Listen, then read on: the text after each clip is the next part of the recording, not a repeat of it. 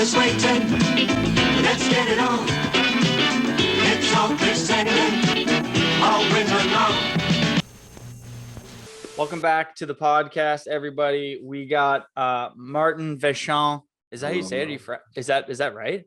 I mean, yeah, Martyn Vachon is in French, but That was I mean, beautiful. Martyn Vachon. AKA Party Marty on the podcast. Yeah. Probably one of the biggest heavy hitters to ever come out of Canada ever. What's up, boss? There's a long list before me. Holy shit. Yeah, dude, of course. Got to get the credentials in there. Prove yourself, right? Yeah, dude, that's what you're doing these days. You're proving yourself. What have you been up to? Not too much. I mean, been working with Adam Franks. Fucking got a dog. That's new. But been doing good. Fucking filming some snowboarding, of course. Trying to keep busy, but a little bit of a rougher year. So that was something else. But fuck. Dude, a dog is a big thing. I feel like we can't just skip past that. Like getting a dog is like a massive responsibility. Yeah. I mean, fuck. I didn't really. We were planning on getting a dog, like a 7-year-old dog or like an older dog, just to like test the waters. Ended up getting a 5-month-old puppy. So I think I'd go pup. Yeah. If I went dog. Yeah. And I would definitely go like medium to larger size dog, just because when I see the small ones that just shit, they're just like, they're like crapping themselves and they just seem like they just shake. And I'm just like, I don't know. I feel like they're constantly in a state of anxiety. And I'm like, when you see a bigger dog, they're just like a classic like dog, you know? Yeah, yeah. Just like a little bit more like classic dog. I know what you mean. I wanted a dog to be able to like keep up with me, go on hikes and shit. So I needed a bigger dog. So we ended up getting a husky mix, a husky German Shepherd mix. Beauty. Named him Cashin after Cashin hit. Well, Dave Cashin, but the hit on Seymour, and then Cashin met Cashin. It was sick. Cashin was hyped. He was fucking like, I don't know. My dog was like running around. It was at ECS, and like he was running around pissing on the fucking running and shit. And like Megan's like yelling after her. He's like, oh, he's just like me, pissing everywhere. Mom's yelling at me, fucking this and that. It's like, hell yeah. No way. You named your dog Cashin after Cashin hit on Mount Seymour, and then your dog Cashin met Dave Cashin, yeah. who the hit is named after. That's amazing. It was super sick. Yeah, great hit. If you ever get to see anyone who's listening to this, get to see more hit Cashin. It's fucking good.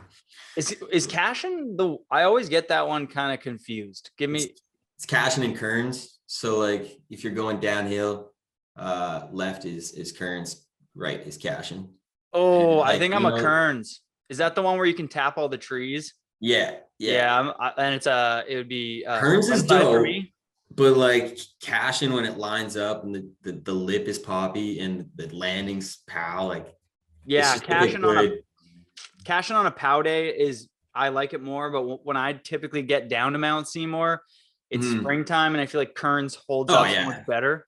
Kearns is like year round, the go-to, but like if you get like good golden day and you're dude. Good days in Cashin. I wonder if some like OG dude is like, that's not Dave Cashin's hit. Like I hit that way before, like sure, Damian Sanderson. It's just like pissed. Like I hit that in 1989, bro. Yeah, dude. Actually, Cashin can take the glory. Same with his cover of SBC board sliding, that massive kink that he never landed.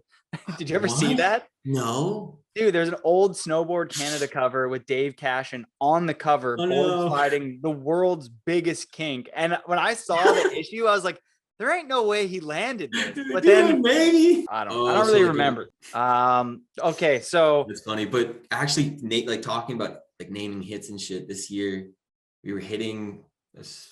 We built a jump. Which one was it? Anyways, on Seymour, and Brad Hepner, who used to take a lot of photos of a lot of the old heads, as we say. Devin. He was shooting, and then he was talking to Devin about it, and apparently he doesn't think anyone had ever hit it like that.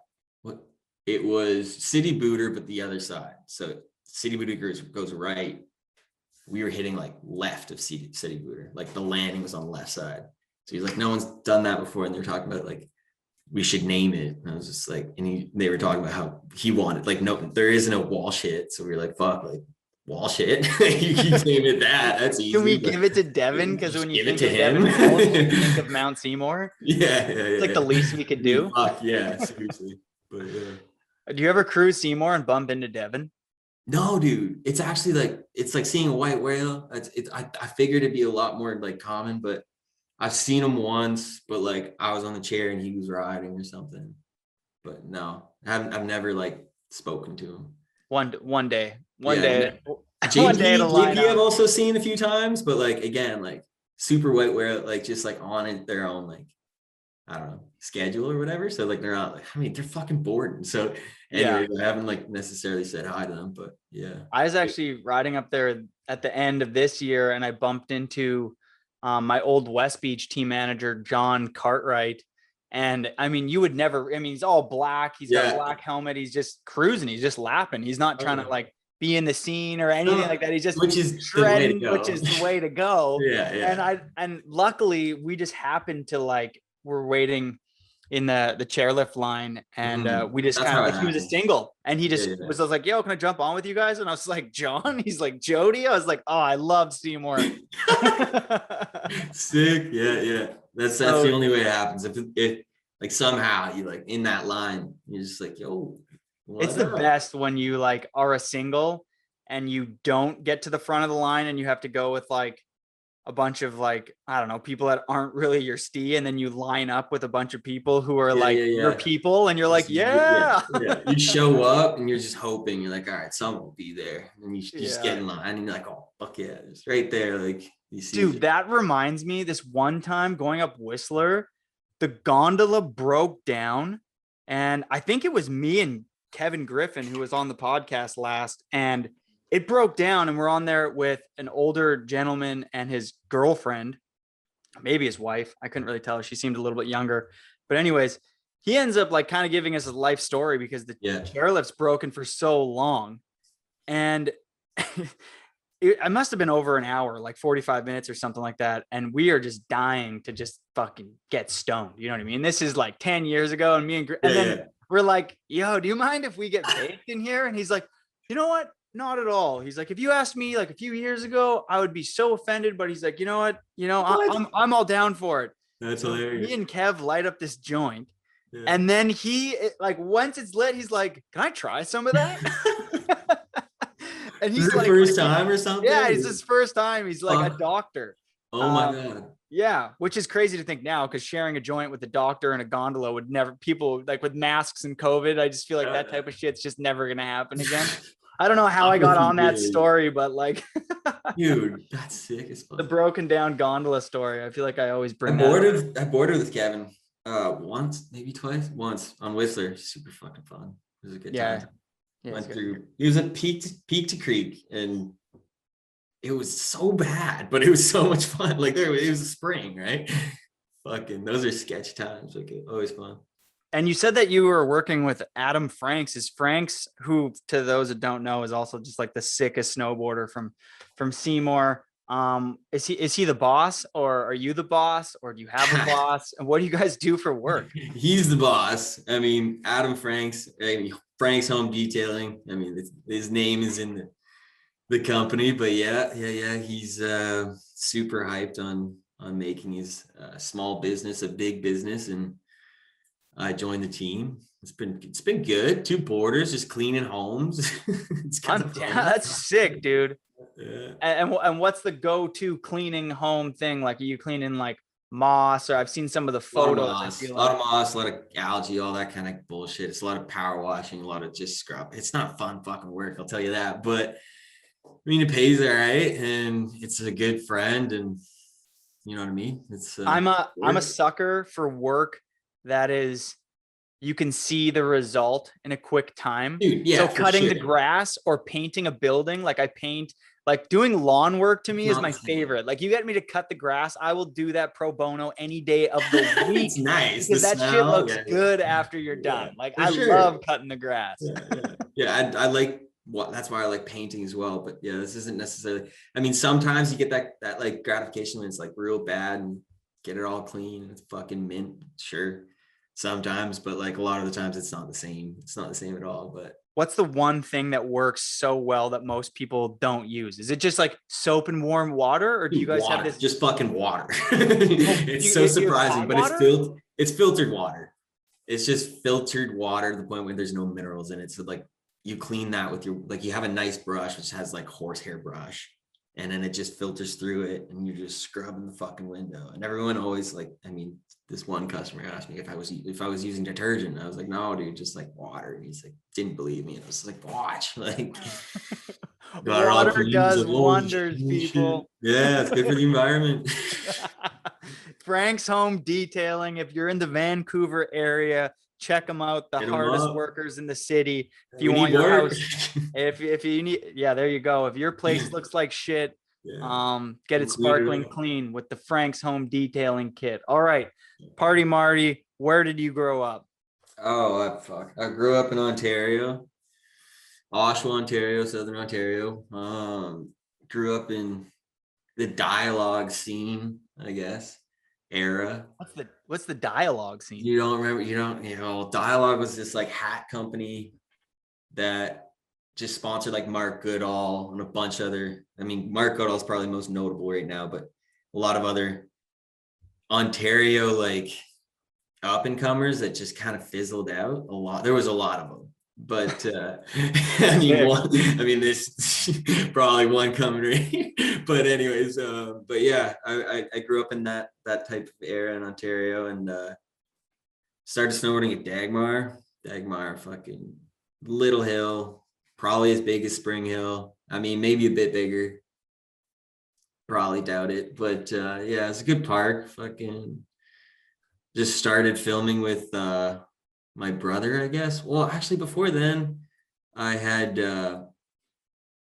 My brother was good friends with Coulter, who's now my friend, my closest friend, who loves to film us. And I didn't really know those guys at first. I started snowboarding with like some skiers, and I wasn't like totally immersed into the culture. I mean, I like that.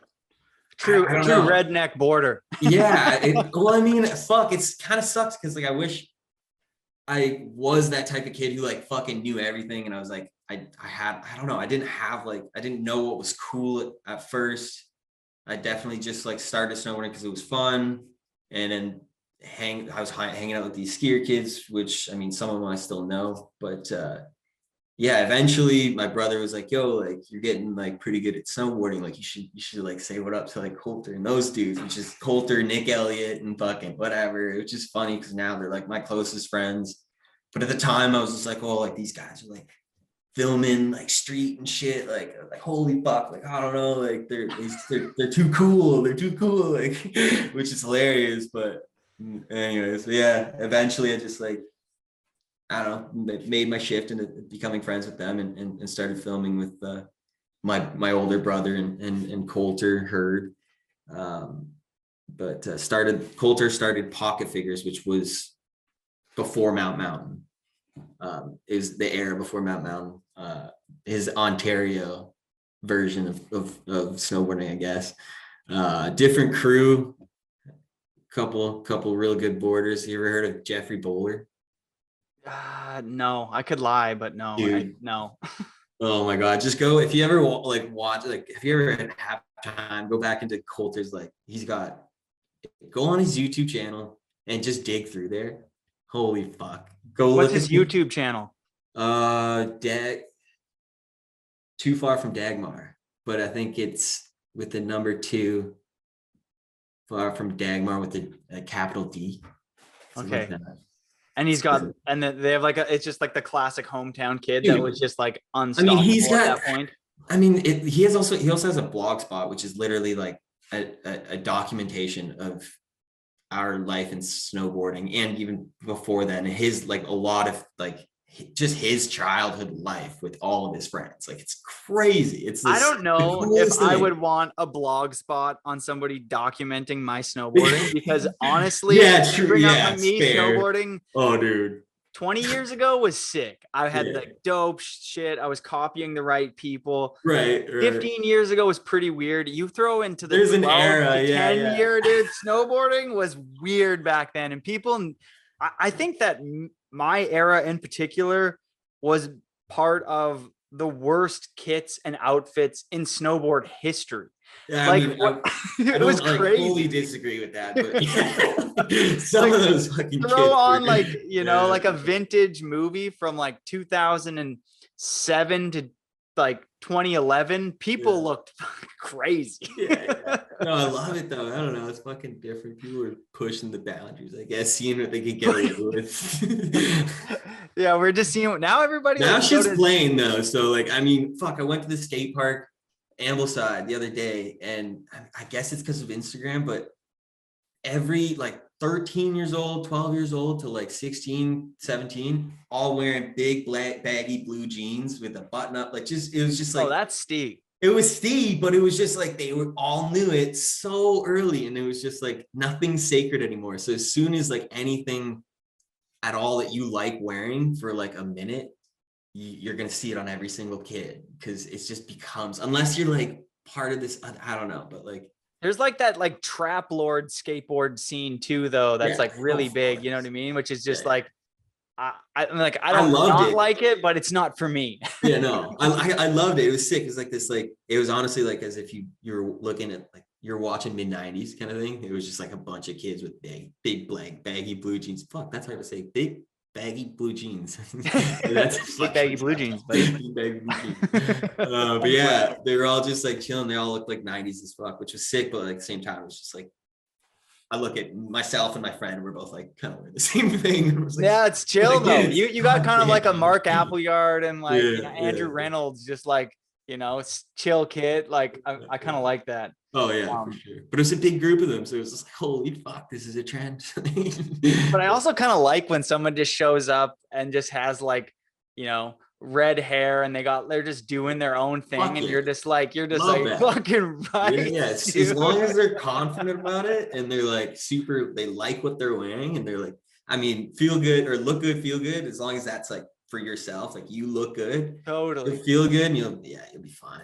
But anyways, yeah, I'm digging there's some crazy kits though. You go to Seymour now, it's similar to when I had Todd Richards on the podcast the other day. He was saying how his old special blend kits that he has all in his attic, he's like, I think those are going up in value a lot. Oh, for It's sure, like- yeah. Hell yeah. Yeah, I was listening to that one too. Fuck, Yeah. dude. I couldn't imagine. I was talking to ECS about this exact same thing. He was just like, fuck, like I had no idea. Him and ECS and Lars, they were both talking about how much shit they had, but they like over the years have just given it away or given it to friends, or just like, I don't know, throw it in the garbage, just figure like whatever, like I'll Yeah, get like, some new totally. shit, whatever. But now they look back and they're like, fuck, like why did I give that shit away? Or why did I throw it out? Like I should never. Everything that we all had as kids. I mean, Mhm. all the time frames, there's going to be so many different people listening to this, but like I had Pokemon cards, Magic the Gathering cards, you know, Pogs, I had a massive Dude, G.I. Joe Pogs. collection, Lego. Like if Yeah, you yeah. keep all of that shit, like if you're a 15-year-old kid, I know. go fuck. downstairs and box up all your toys, stop damaging them, put them away Never for 50 know. years, and Yeah. you're going to be rich. Dude, what the fuck? Those fucking tiny little stuffed animals. What are those? Oh called? yeah, Thai babies, teeny babies. Teeny babies. Yeah, those What were those they? fuckers look like, some of them will go for like thousands, $12,000. Oh, I had a collection when I was a $25,000. kid. Yeah, I Yeah. loved those things. Thai babies, isn't that what they were like? With the red heart, Yeah, They had, like, the tag on the the a ears. teeny baby. teeny babies, Thai. I never babies. had any myself, but like, fuck, if you have any, fucking go look at them. Fucking, who knows? Might be sitting on 12 grand. You know what? I'm sitting on a bunch of money for is Bitcoin. yeah, no, yeah, that too. It's going down. Yeah. No, Walt Disney movies, man. Oh. My mom had so many, and we didn't really like destroy the boxes. And I feel like that's my my ticket to success in like 30 years. Are they are they VHS, CD or you know what I mean? VHS? No, all VHS. Okay, good. Yeah, like Fox and the Hound, Cinderella, you know, Peter Pan, all Are they the mint? originals. They Pardon mint? me? Are they Yeah, they're mint, dude, for sure. I feel like the box would have a lot of value too. Yeah, totally. I mean, as long as You can't have it those crisp damaged. corners, you know. I was watching that Logan Paul fight with Floyd Mayweather, and Dude. after the fight ended, he had his Pokemon chain on, and the chain has like his first edition Charizard on the front, and they're saying how the Charizard Pokemon card was worth $1 million. Yeah, $1 million. Oh my god, Charizard, baby. dude. That's fucked up. Yeah, dude. I looked up, like, I was just looking at highlights for that fight, but I guess. Oh, it's terrible. What do you think about that fight? Because I watched it with someone you know that's really into UFC and a phenomenal fighter at that, Logan Short. Oh, and, right. And yeah, Logan's yeah. like, dude, this is fully a publicity stunt. This is just a Oh, joke. And exactly. it's just to make money for both sides. Yeah. And I watched it and it was so boring, dude. It was just like, if they really wanted to crush each other, like that would have been a crazy fight. Well, it just, in my eyes, it was just like this sad child trying to beat up an old man to try to prove himself. It was like, what the fuck? Like, you're saying you're gonna beat this legendary fighter that's now like almost questionably too old to fight. If you were like, even if you were to fight him at his prime age, you're fucked. Like, it's not even a joke, but like, I don't know. And he's like fucking so much bigger. Yeah, totally different weight classes, man. Yeah, it looked like a joke. I don't know. It kind of was. Bit of a throwing it back to snowboarding here around that time when Coulter and stuff like that was putting together pocket figures and stuff, and you guys got your kind of crew together. Who were the guys and what kind of videos were you guys and your crew like watching? Like, what was getting absorbed by that crew for inspiration? Well, I could tell you what I was into. I mean, Coulter's always on a new tip. He's every time I'm always one step behind him. He'll let me know what the fuck is up. I mean, he was the guy who told me like what was cool when I was young, for sure. I didn't necessarily have like, if I had someone who was to be the person who was like, yo, like, watch this shit, or like, this is what's cool, or whatever, like, definitely cool. The clueless talented kid always prevails. That's you, Marty. Coulter's got it all. Coulter's the mastermind. But anyways, fucking when I was super young, I mean, like, sadly, like, dude, the first movie I ever watched, thankfully my dad was like kind enough to download the movie, because he's just like, fuck, I should get these kids something to watch. Like, I didn't really do too much research at the time, and it was That's It, That's All. And I watched that like a lot, but that definitely made me like, which is funny because I do primarily, I jib, whatever the fuck that means, but I hit steel a lot more right now. But I mean, I'm a product of my environment. But now, I mean, now I'm growing up, I'm like, fuck, like, that's all I want to do is ride POW and like go in the mountains, which, I mean, makes sense. But after that, like, as soon as I started getting into the jib, and I was like, all right, like, street boarding, I was like, that's what's cool. And that's when Coulter, Nick, and my brother were like filming street boarding. So it's like, okay, what the fuck? Like, what's street boarding? So I think one of my first like notable movies that I was watching, which happened to actually not be like an older generation or anything, it was kids right around my age, which is Cole Navin, Parker Zumowski, and Bar Dadon. They made Route 9 with is it Eli or Ellie? I forget the filmer, but Route 9, if you haven't watched it. I have. I watched it when I had Parker on the podcast. Isn't pretty sure what's his name from Torment made that movie, didn't he? Yeah. Fucking anyways, that was a really good movie. That was one of the movies where I was like, damn, like, this is fucking dope. Like, Parker, all those kids had like, for that era, they all had like solid clips. Yeah, dude. They like at that age, like, it was a good movie. I watched it recently, and I was like, damn, like, this still kind of holds weight. Like, Yeah, dude, their enders and shit like that are legit. Dude, it's fuck. Cole's fucking double backflip to his neck, and he just like, I think I'm good. I've gotten good. Like, dude, I want to do that. I want to do a double backflip in the streets. No. I love that you go from that's it, that's all to like Cole like, Maven and Parker video. yeah. And then I don't know, watched, it was the big, like, obviously went through the whole VG phase, keep the change phase. Like, Keep the Change was really sick. oh, That, dude. well, like when that came out, I was like, yeah, I remember. Do you know who showed me that and really liked those videos? Who is a giant POW guy was Matt Belzil. He every time I come to his place, he'd be like, "Yo, we should watch the new Keep the Change movie," and I'd be like, "What?" Like, which is so interesting because Matt seems like such a like UC Oxen and David Benedict. You know, those are like jump guys in the backcountry. But Matt, like, if you look into Belzil's like kind of history, he's always been a little bit of a street rail rider too when he was filming for VG and stuff. And he was always on that Keep the Change tip. Huh. Yeah. No, I loved. I mean, dude, the one teaser, me and Cody were actually talking about it the other day. Forget the song, but it's like Shotgun or something, and Johnny O'Connor like flies over a fence. There's like a gap to rail, and he just fucking smokes his shoulder and his face like into the stairs. But dude, that was a great teaser. I miss teasers. That's one thing. Fuck. And you don't get the effect that you once had in the like 2000 to 2014 era before everyone had cell phones. You would set aside time after work to go and watch, to go into Snowboarder Mag, to Transworld, or whatever, King Snow magazine. And you would set aside time to go and watch a teaser in its entirety on your laptop or on your TV and get your head blown off and get so fucking psyched. Watch it like 3, 4, or 5 times for sure. Like, I need to like really. Yeah, there's a 1 second snippet of Jed like backflipping like crazy, and you're like, I gotta see it again. You find the frame and you finally pause it, and like they were in Calgary. Yeah. Oh, sick.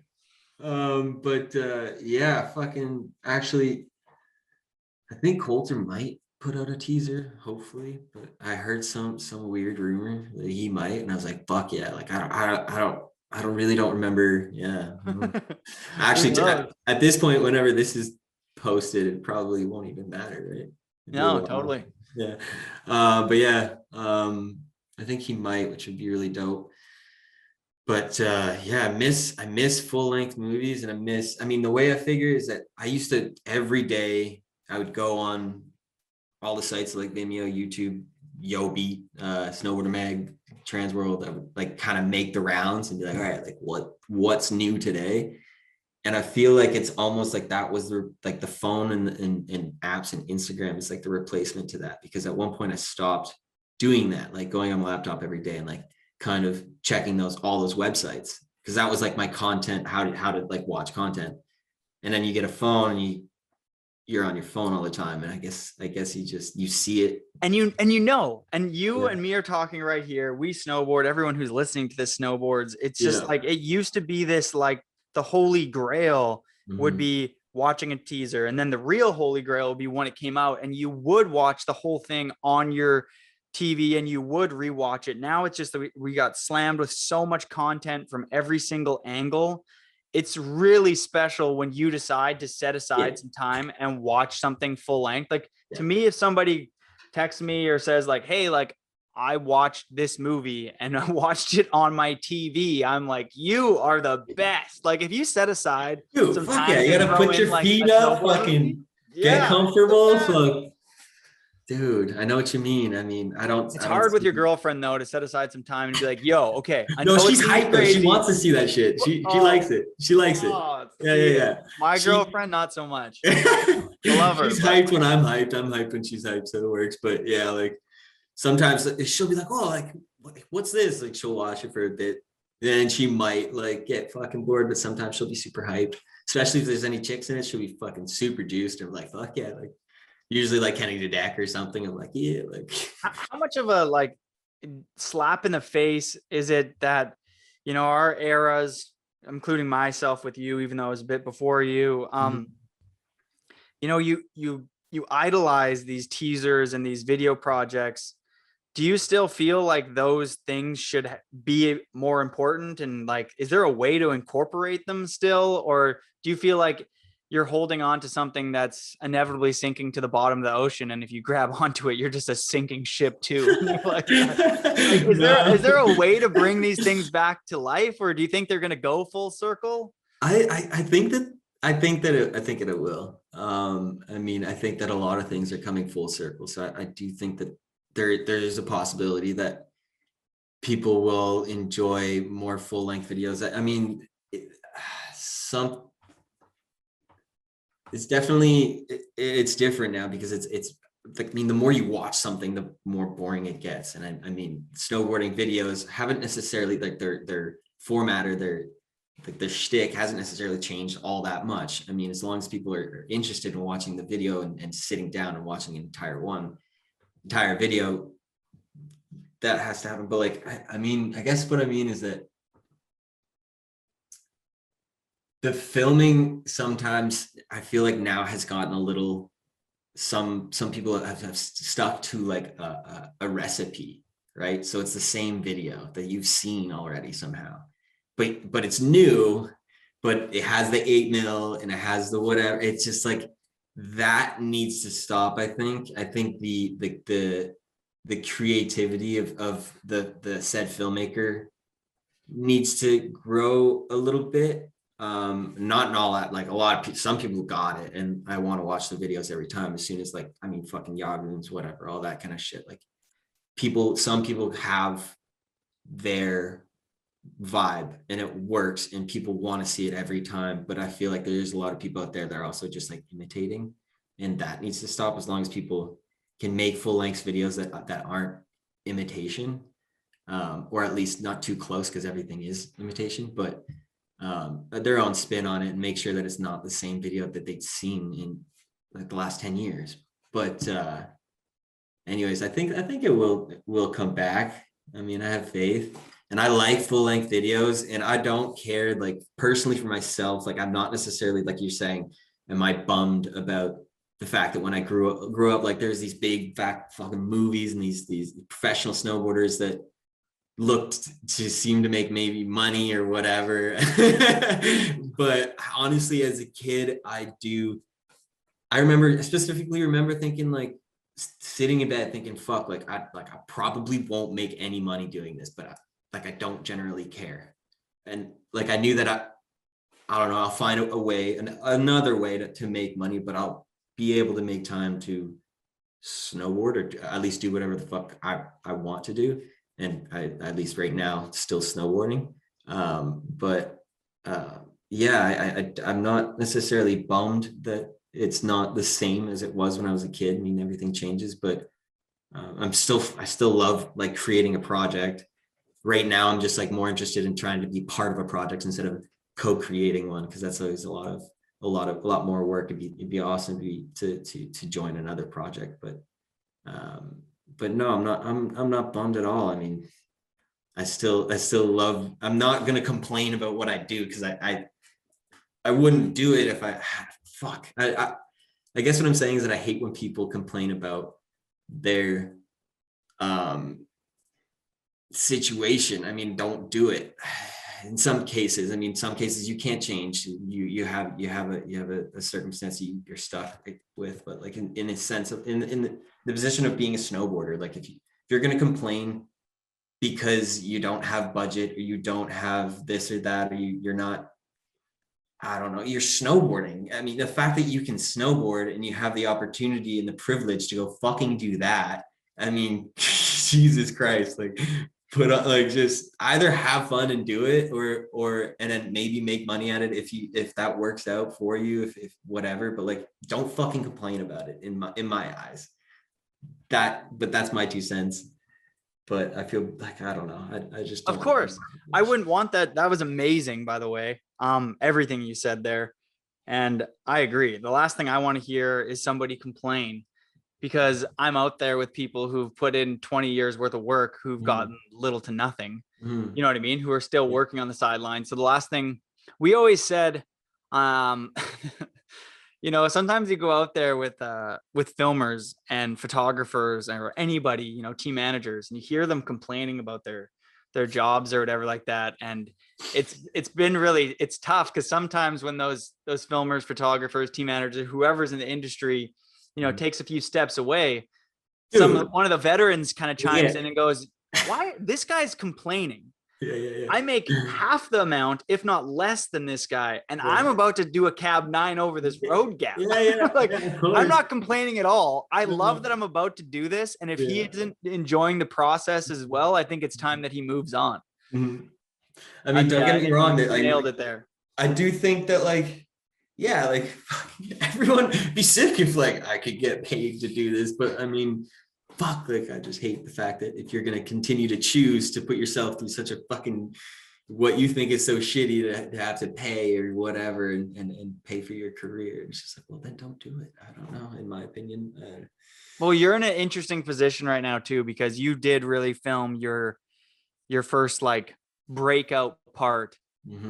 I would say, like, you've filmed a lot of parts before this. You've always been on the, you know, the Canadian radar. You've been in snowboarder mags, like online little videos and stuff. But when Mountain Sub City came out, Coulter, your good friend's project, that caught the eye, I think, of everybody in snowboarding who knows what's up. If you're not clueless, you watch that, you had the Ender part in that movie, and it was like, all right, this is the next kid from Canada, or at least like one of the top, you know, 5 kids coming out of Canada right now is you, I would say.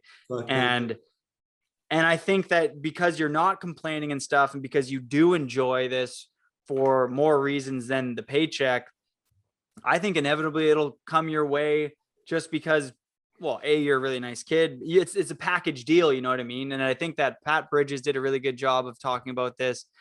So did Todd Richards, about like, nobody wants to be around somebody that's complaining and that's a dick. You know what I mean? Snowboarding turns into a really tight-knit community quickly.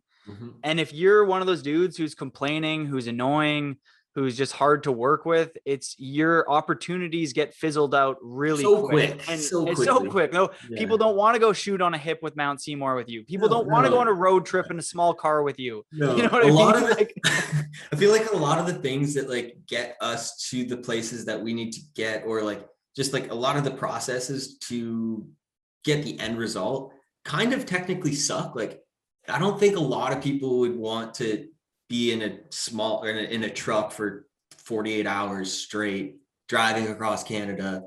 That sucks. But like, if you have good friends, it's fun. And like, I mean, yeah, if you fucking suck, no one's gonna want to have you in the fucking truck. Like, that's gonna make that drive shitty. But if you have good friends around you, then okay, like, fuck yeah, let's go fucking drive across the country to shoot some stupid fucking snowboarding on some steel. But yeah, I don't know. I mean, nailed it, dude. I agree. Because you, like, if you can jive with a crew, which isn't that hard, you just have to be an easygoing person. Like, a lot of times when you and Coulter and Demo are going on a trip, I just want to come to experience that feeling of going on the road with amazing friends, and it's just easy and it's fun, and everyone's like, 90% of the time everyone's laughing. And if you're the one person who's not making people laugh, you shouldn't be there. No, you're definitely you're a good guy to fucking have around. Good jokes, holy fuck. Good jokes. Yeah, we went to Kimberly or something, but yeah, I mean, I know exactly what you mean. Fucking you need to have your friends around. I mean, you're in the trenches, as we say it. I mean, up here in Canada at least. We call it the trenches when you're jibbing around with your friends.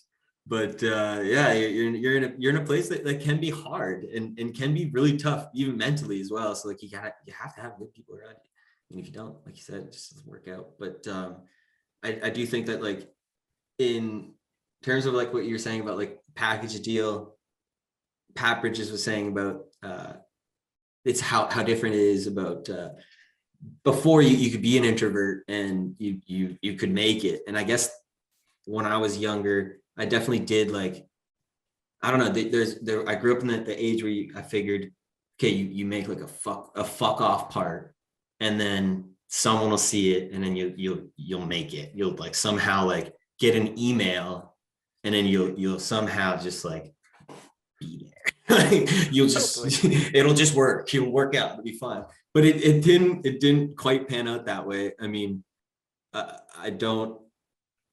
think that the more I grew up, the more I understood that, yeah, you're right. You have to work. You have to be really good with like working as like with a team and like playing well with who you're working with, and as well as the other side too, which is the fucking industry side, which I can't. I mean the like, you know, like shaking hands, fucking like, I don't know. I would love making friends, but I hate Forced relationships. Yeah, I don't want to force this person to like me. I hate that.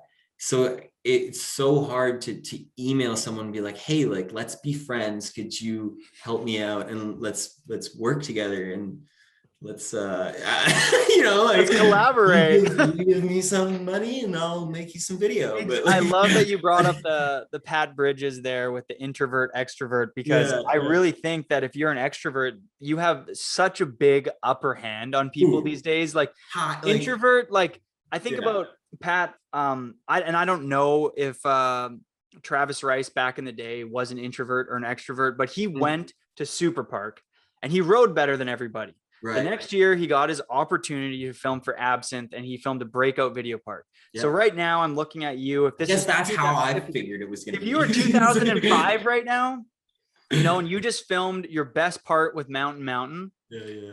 I think that what most likely would have happened, similar to what happened with Jed, what happened to Jay Kuzik, what happened to Mark Sollers, like the biggest Canadians who ever made LeWiff, Videograss, or somebody in America, like for Sollers, Burton or whatever like that, or Rusty Absinthe or Matt Standard, a production company that's top tier goes, okay, Marty's the best kid in Canada. Next year, Marty's filming for Videograss. Boom. Game-changing opportunity. You know what I mean? Those opportunities now, especially with COVID, have been so limited and dwindling. Fuck. I mean, yeah, like, I don't know. It's different now. I always wanted to get, I mean, I said it a lot a few years ago. I was like, I just want opportunity. I don't need the money. I don't need the budget. I just want like one opportunity to just kind of like, I guess, show what I can do in a sense. It's like, give me an opportunity, and then like, if it works out, then great. And like, we'll move forward. I figured that, like, if I get that, the money will follow. If that were to happen, it were to happen. Yeah, I mean, those opportunities I find are dwindling a lot, especially as a Canadian.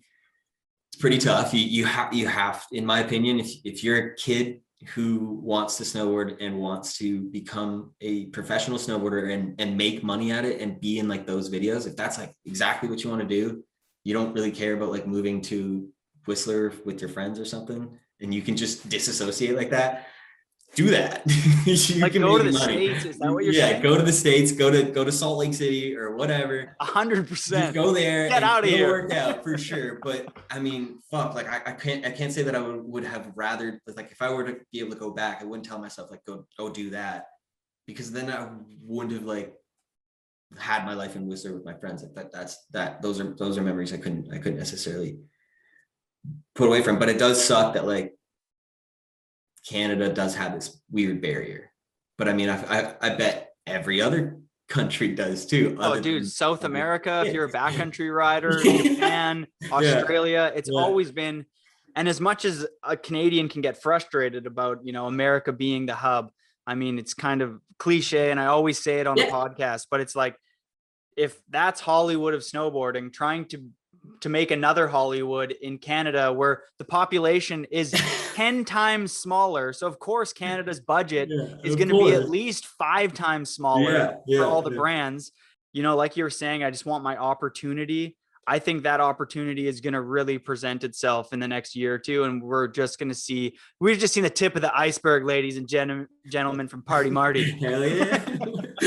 Fuck yeah. But I don't know. I mean, this year sucks. I got that opportunity. I got that opportunity I was looking for, that would then just translate not necessarily into money, but just into a relationship, something that I've been wanting to do, which was also like be part of a project that I didn't necessarily create or co-create.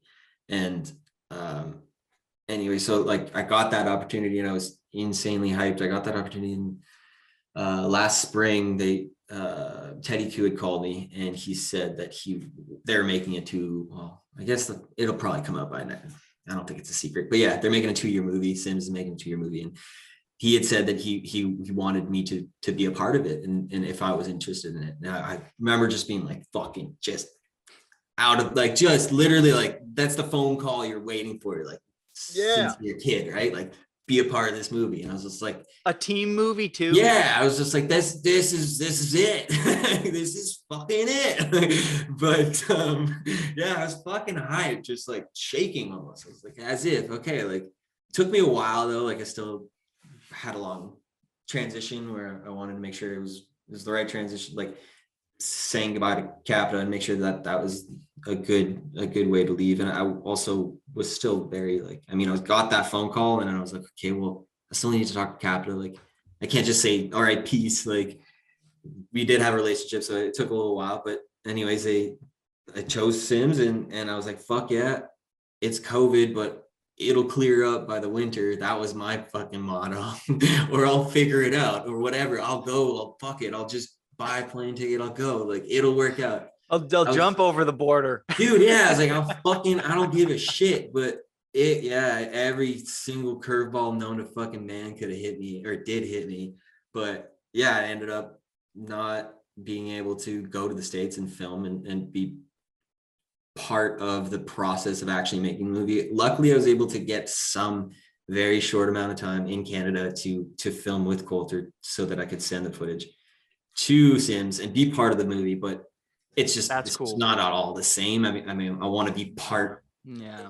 I want to be with the you want to ride away from the next cab 270 and have Keegan Valeka in the yeah. See, you know what I mean? I mean, of course, I will still, no matter what, every year film with my friends for sure. But it was just, I want to be part of a project that wasn't created by me and my friends, that was bigger than me, bigger than anything that I had ever seen or been a part of. So and that opportunity came, but it just didn't work out because of COVID and B, my girlfriend breaking her neck 3 days, I don't know, about a week before I was supposed to fly out. She broke her neck on Whistler. And as soon as that happened, it was just like, nope, like cancel that flight, not going to go out. And then once that cleared up, so once she was like a month into her broken neck, she's still got her brace on, but she's got mobility at this point, so she could actually kind of like take care of herself. At that point I was like, all right, fuck it, I'm going back out. Like, she's okay. She's okay with me going. She's confident. I'm like, fuck yeah, I'm going out. Like, made the plans. And then Canada made some dumbass rule about paying $2,000 to come back for proper quarantining in a hotel or some shit with food and security or something like that. But it turned out to be just a big lie. Pretty much, like, you could do that, but you're also allowed to just say no, because they can't force you to pay $2,000 to come back in the country. Anyways, got thrown a bunch of curveballs, just ended up not going, and figured out a trip to Calgary with Coulter, Nick, Demo, Dara, Cody, Matt, a couple other people, as well as Dave Walsher. But we went out and I was so juiced. It was like, I think we had a bit of a snowfall in Vancouver. So I got a couple, like two quick clips. It wasn't anything crazy, but I was just like, fuck yeah, first street trip, like, let's go. Like, I just get to stack, like, I don't know. My goal was like 10 clips, and it was, I think it was a max 2-week trip. And I was like, I got this shit. Are you joking? A max 2 weeks clip a day? That's my boy. I was like, trip. I don't know, living in a dream world, but I was like, fuck it. Like, I don't know, maybe it'll work out. Maybe the snow will be perfect. We'll all get clips. Everyone will just like stack shit. It'll be great. That was a fucking dream world. It's Calgary. What the fuck was I thinking? But anyways, Fucking get there. You're at the before you know it, you're at the drop rail. Dude, yeah, clack. Fucking, oh my god. But yeah, that fucking green dumbass rail. Yeah, no, we drove That rail's by sick, dude. It's sick for sure. We I did drove that by with it a few times. Ryan Hall and Nash and Kale way back in the day. Oh fuck, that's sick. But there's a fence there now. It's technically like you could hit the fence, and maybe the like it could It's a be new spot. It could be a go. New spot? Yeah. But yeah, we get there and yeah, I felt like I was like, oh fuck, I wanted to get a specific trick on a specific rail called fucking Sonalta. You know the rail, right? I do. Yeah. And we were supposed to leave, or we thought we were gonna go somewhere else right after that weekend. We're like, all right, we're gonna stay for this weekend, get these spots at the schools because everything's blown out. We just immediately said like, fuck, there's no spots, we're gonna go somewhere else. So we figured there was snow somewhere else. I was like, all right, like fuck, boot up, I gotta get this. I can't leave without doing this. And anyways, I tried to do a rebate cab 2 on a dumb rail, and didn't quite work out the way I expected to, and then knocked my 2 front teeth out. So that was like immediately, it was like $4,000 down. Let's go into the cab 2. I feel like we could skip this too quickly. So you're going cab 2 on Sonalta. Give us a breakdown. How much snow did you have at the spot? What is this rail for people that don't know? Okay. And what did it feel like to lose your 2 front chicklets? Yeah, this is actually kind of embarrassing because I was just like, now I just feel like kind of defeated in a sense, but I mean, fuck, it may as well not be embarrassed about anything. Fuck. But anyways, yeah, it was, Sonalta's a big black burly, not burly actually, it's quite nice. It's not too kinky, it's not too short, it's double down flat. Well, yeah, double, it's a double kink. How some people say quad kink, some people say double kink. We can have a whole discussion on it. I don't fucking know, but yeah, pretty notable. A lot of people have done some pretty fucking insane tricks on that rail. Anyway, so that's why I guess it was kind of that same vibe where the previous cab 2 I did was on a rail that was fairly notable, and I kind of wanted to do it again. But I specifically, like, originally the whole idea was a cab 2 on a double kink, but that didn't work out. I'm not mountaineer, so I was like, fuck, I still want to do it. And so I figured Sonalta would be the right one. And it's still really fucking sick, and I still think it's doable. But yeah, we showed up. Maria Thompson happened to be wanting to hit it as well. She was trying to do a board side. I mean, fuck, this will probably come out late enough. But yeah, I think she was trying to do a trick. So I figured, okay, well, is it okay if I hit this rail as well? And she was kind enough to say yes, because we were leaving and I really wanted to hit it. So anyways, I think I was just rushed into it. The snow was fine. The weather was beautiful. The vibe was up. Demo was tinning. Fucking smokes were out. Jokes were playing. Like, it was good. It was all good. I was confident. I was like, this shit, I got it. I've never felt so fucking dumb confident in my life, which is I guess that's the downfall. I shouldn't have been so, I think I was a little too confident, especially the fact that I hit 2 other street spots prior to that, and it was Vancouver slush.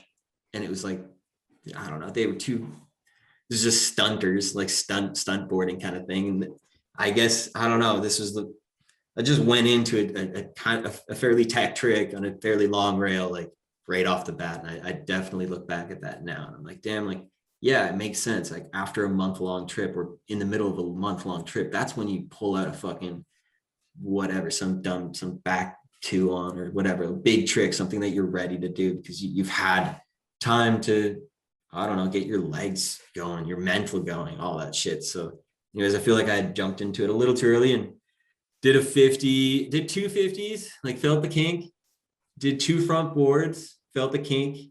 I think I got to maybe the second flat, like just touched it, raised it on front board maybe, and like fell into the middle of the stairs. I was like, okay, like I went in the stairs, I went outside the stairs, I kind of did it all, may as well just fucking go for it. And first try, got it around, went through the first kink, nothing too notable. I was just like, okay, like sick, like that. First try out of the way, good, I'll get this. Second try, just slip out on my toes somehow. I think what had happened is that I should have been more picky about how I want things done, I guess. Everyone likes a certain way on how to do a certain thing, or build a certain lip and stuff. And specifically on certain tricks. I mean, so I didn't build the lip, which I think is the downfall. And it's not that it was a bad lip. It was a perfectly good lip. But I think if I had built it, I would have built it differently, which would have probably been a little bit more like short and poppy, so that you can like, you're kind of going in fairly slow, and you just kind of hop, like, like Stathis, like you just lift that front leg, and then you just kind of whip it around real quick, and you just set yourself on it. Great example of a cab 270. Yeah. So like you want that like kind of shortish poppy hit. You don't want a flat lip. Anyways, the second try, the lip kind of wasn't that poppy transition. So it kind of shot me out a little bit further. So I kind of landed like more towards the kink, which is the last thing you want to fucking do when you're going backwards and not necessarily controlled.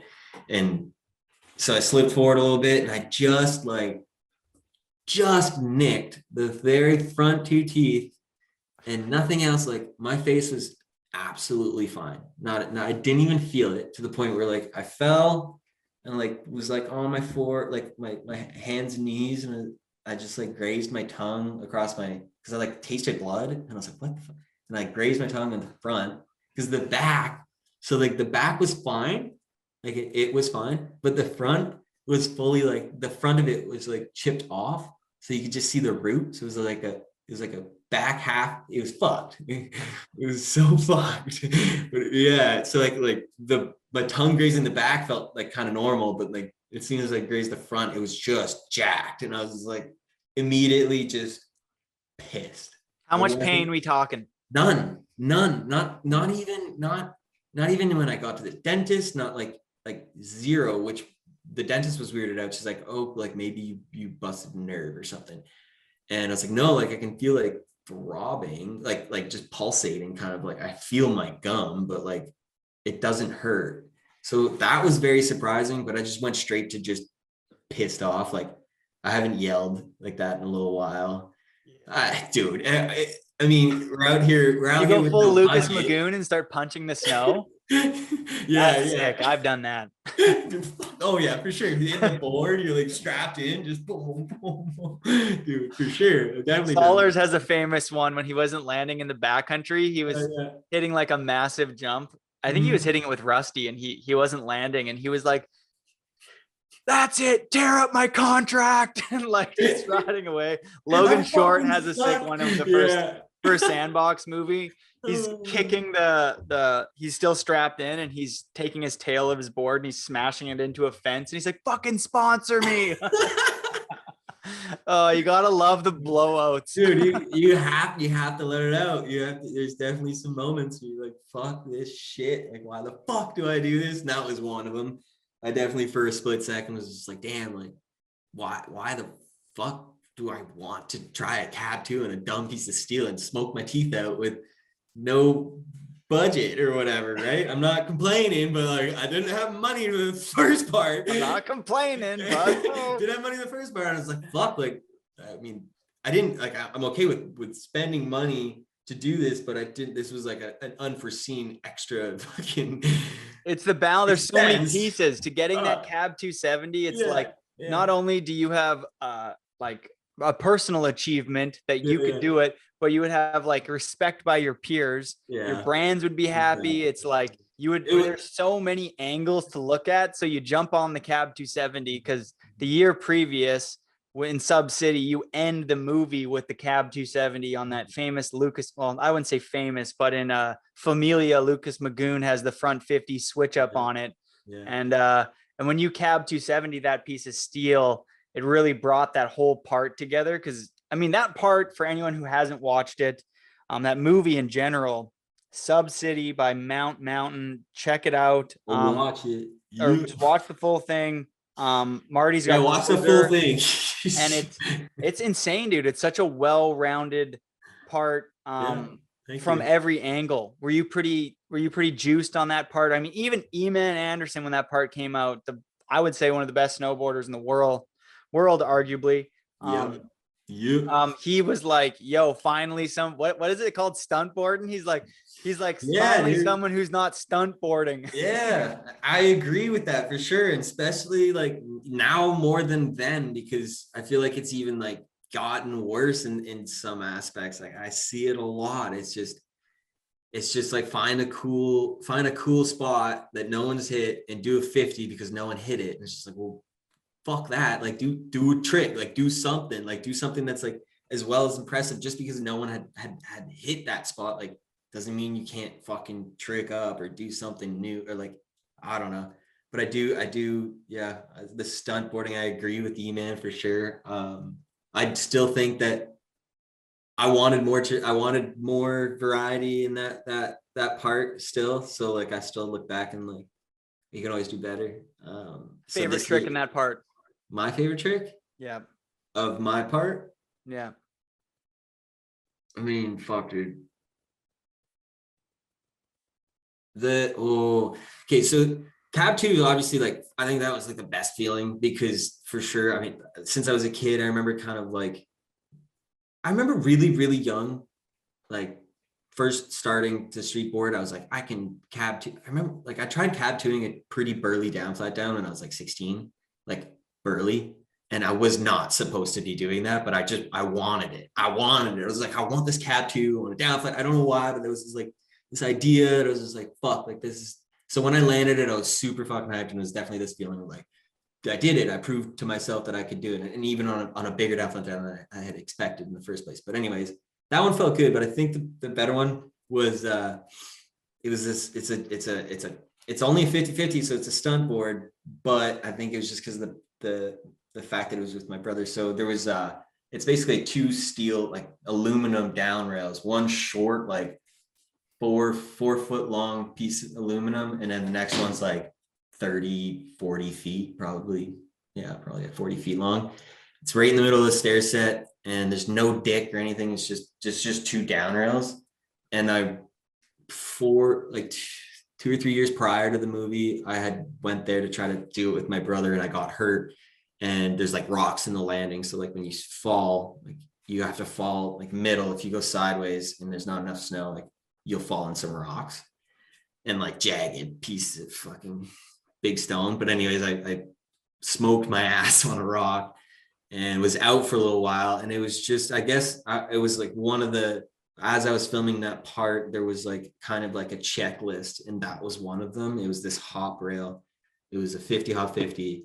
And I just had done it pretty much. I just didn't get to the very end, and I got hurt, and the clip looked so fucking sick. And I was just like so pissed I could never like use that, because it's just such a really cool spot.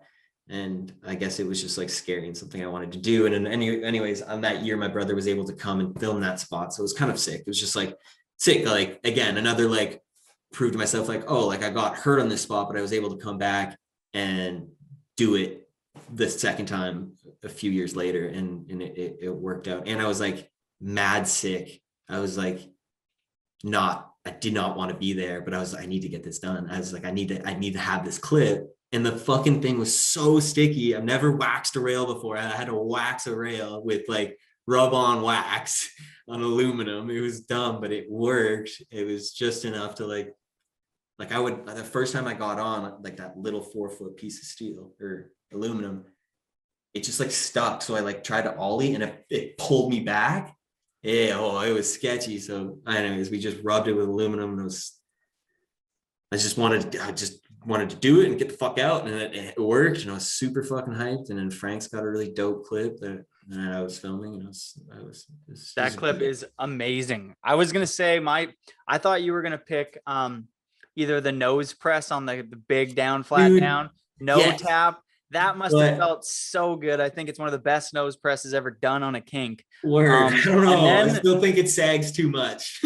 it's sick. And then the big classic ledge in Ottawa, the back nose P back 180 and the switch 50 back 180 were both. That spot is so sick. I've always wanted to clip on that. Dude. That spot's fun. Like it's quite like, I don't know. It just greases. It's a fun ledge, and I think we went there on a whim. I wasn't supposed to hit it. Franks was doing a crazy that crazy like board slide hop in. But he was like ripping his edges out. So he it was aluminum, and he wanted to board slide it. So he's like, fuck, like I need to rip my edges out. So he grabbed this fucking nice K2 snowboard and just cut the fucking edges and ripped them all the way out, both sides, which actually ties in with that same spot. So he ripped them out and he did the board slide pop in. First, he did 1 or 2 roll-ins, did it first heat perfect. We're like, let's get the fuck out of here. But anyways, he happened to that same other spot that I was just talking about, the hop 50. That's aluminum. So he did a back blunt too. And he just pulled that board out that he had ripped the edges out, and it was perfect. He was greasing it. And it was just, honestly, it was like, wow, like, fuck, you're kind of onto something here. Like, there's a lot of spots that you could do this. Like, I mean, Forum Street Dweller style. Yeah, dude. No edges. For the Stepchild Street Recession, I think my buddy Keenan Norton used to have that one.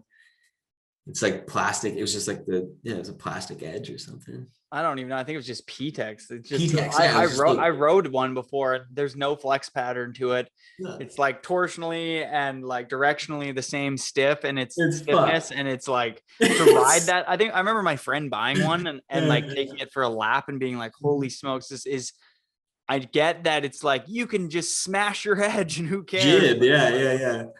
That movie. That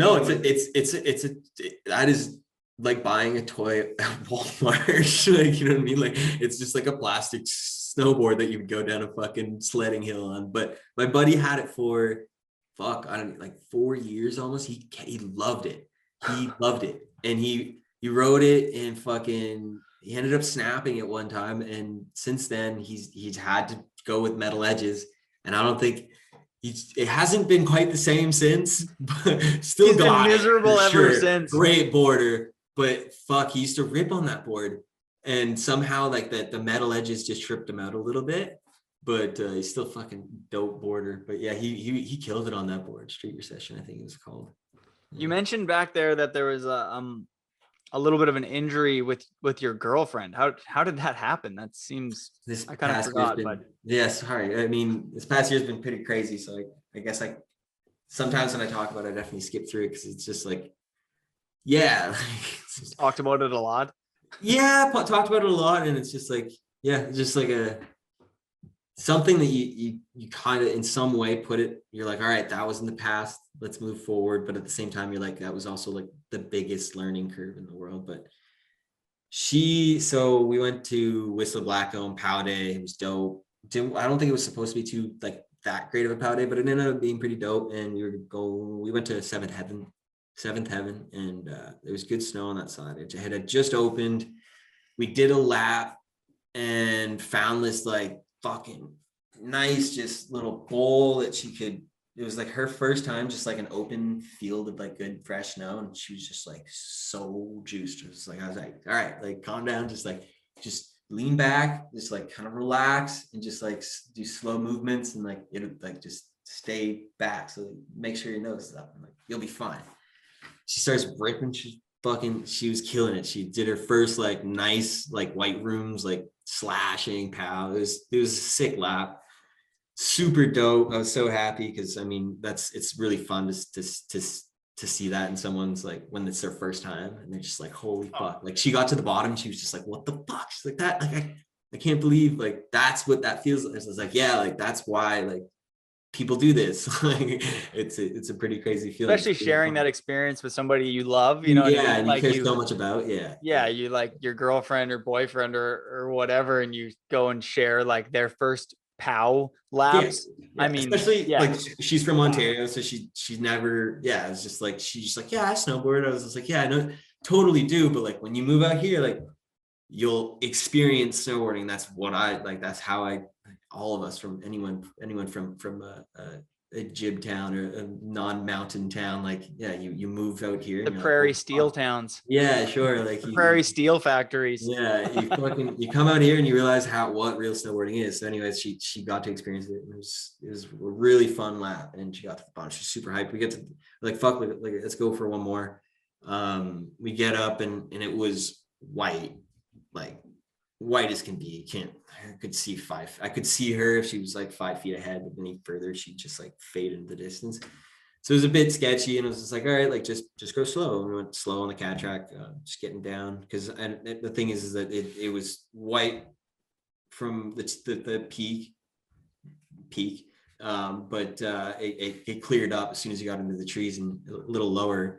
So we just wanted to kind of go back in the same area, but we ended up meeting up with a couple friends, and they were going to a different area. They thought we should go. So I was like, fuck yeah, like Megan wanted to go.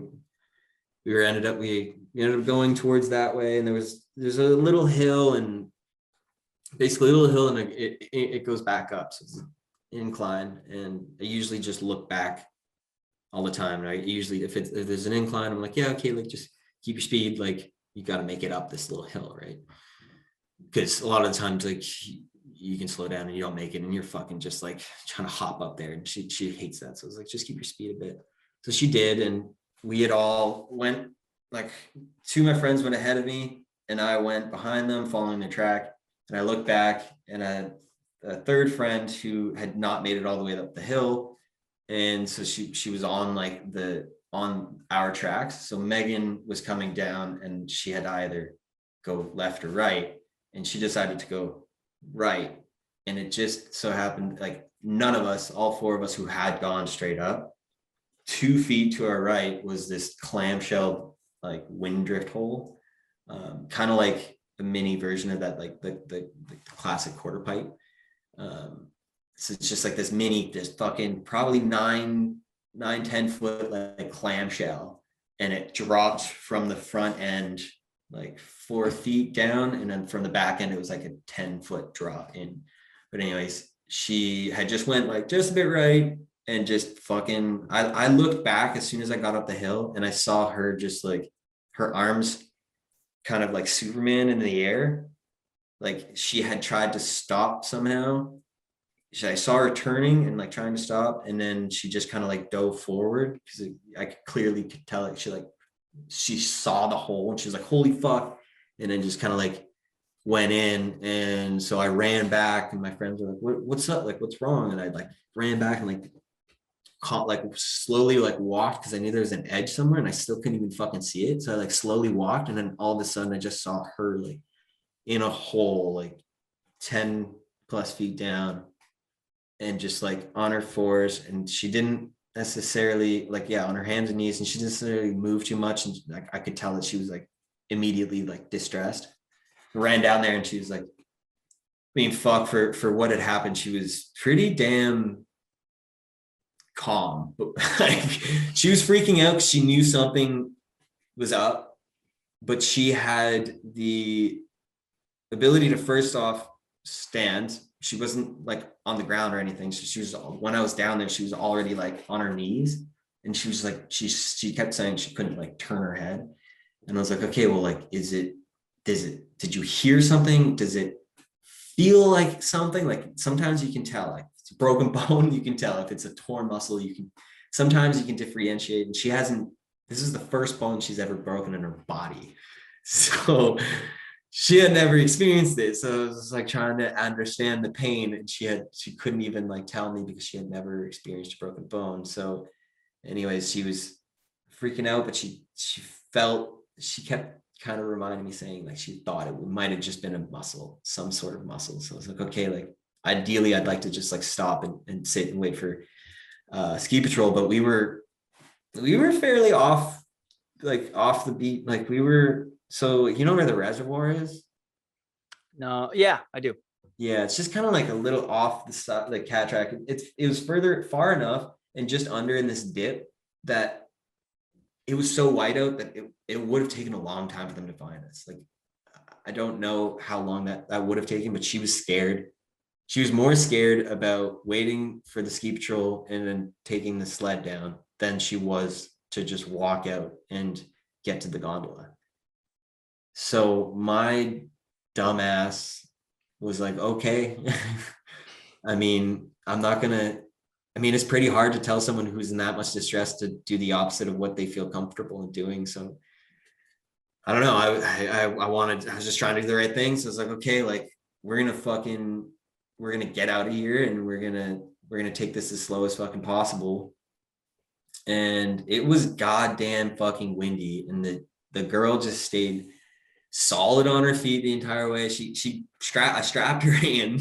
Like, dude, I can't, like, looking back now, I'm just like, fuck, like, I'm an idiot.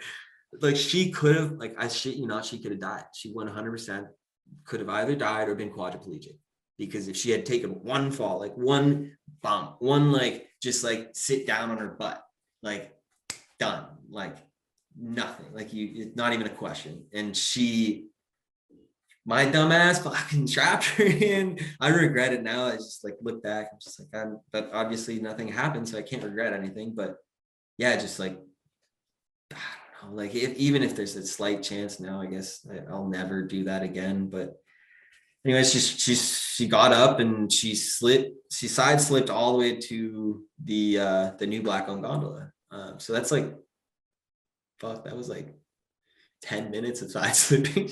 Jesus. Like, dude, it was. Oh. And you guys get to the hospital, and then they do these x-rays, and they're like, her neck is fucking broken. Well, dude, this is what's fucked, is that we got to the hospital, or we got to the bottom, that the fucking ski patrol was just like pokes her neck, and she was like, is that her? And she's like, yeah. Like, she's like, tries to turn her neck. She's like, don't fucking do that. I can't move my fucking neck. She's like, okay, well, like, can you walk? Because like, if you can walk, we'll walk you to the hospital. If not, we'll give you a stretcher. And she's like, I can walk. So the fucking ski patrol makes her walk. And I'm like, okay, I'm not that dumb, I guess. Like, she's a certified fucking ski patrol. Like, don't move, fucking neck broken, whatever. Apparently she didn't do it. So I was like, all right, like, I'm not that stupid. But fucking, she gets in the hospital and she shows no pain. She shows no, like, she's not yelling. She's not doing anything. She's just in extreme discomfort, and just stands there and waits her fucking turn. And this dude walks in with a pop shoulder, yelling, and the doctor was about, like, literally, like, kind of grabbing her and like saying, like, okay, let's go. And then the guy comes in yelling. He's like, oh, it's like, he looks in like a lot of pain. Like, mind if I tend to him? And she's like, I don't know. She'd just be like, oh yeah, I guess. Like, fuck. She wouldn't. Those damn extroverts, eh? Yeah, she's like, these patient introverts are getting ruined. Yeah. So anyways, fucking dude gets help. She finally gets in there, and like the guy's like, all right, like, we're gonna get an x-ray in, and we're gonna do some stretching. She's like, no, that's not, like, I cannot physically turn my neck. And he's like, oh, really? And immediately she said that he said some bullshit about code red, and that, like, immediately it was just like a completely different scenario. They paid so much attention to her. And since then, like, I mean, her break was a case study, because it's a 20-year-old, like, it's a break that hasn't happened in like over 20 years, because usually that break is an immediate surgery, like immediate possible quadriplegic. It's like one of the most, it's called the hangman's break. I guess that's how you would break your neck if you were being hung back in the day. But anyways, yeah, she was insanely lucky. And I still, like, I don't know, it's a pretty crazy feeling when someone you love so much goes through something like that, and you doubt and you question whether they're going to have the feeling of their feet back, and you're able to touch their feet, and they're like they can feel it. It's pretty crazy. It's an intense feeling, because it's like, you're so fucking scared. Like, everything changed so quickly. Like, oh, you must have just realized how much you loved that girl pretty quick. Yeah. There's definitely quite the curve where I was like, okay, like, I guess it's real or something. But yeah, like everything changes. It's such a quick scenario. So anyways, I definitely learned a lot from that, and immediately just knew I was dropping everything. So I dropped what I was doing and took care of her, because she's from Ontario, so all her family's in Ontario, so there's no one else but me here.